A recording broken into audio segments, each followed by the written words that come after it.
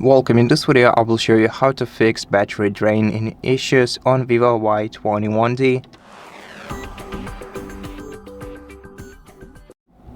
So in case your battery is draining excessively, that most commonly means that some application is consuming more battery power than it usually does. And to do that, to fix that, we're gonna have to go to the settings and find the battery menu in here, open it and scroll down to the bottom of this menu. Here you will see the most power consumption applications, and besides we can also check how long this application has been working in the background.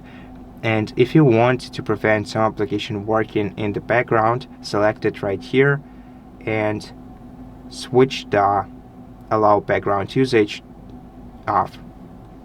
This way you will restrict background usage. It will prevent this application from working in the background and consuming your battery power while you're not using it.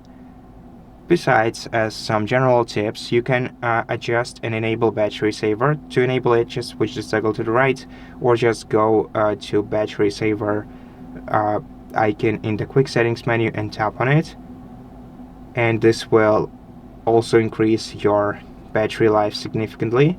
You can also adjust the battery saver settings in the battery saver menu in here, so you can enable or disable some things that we have here.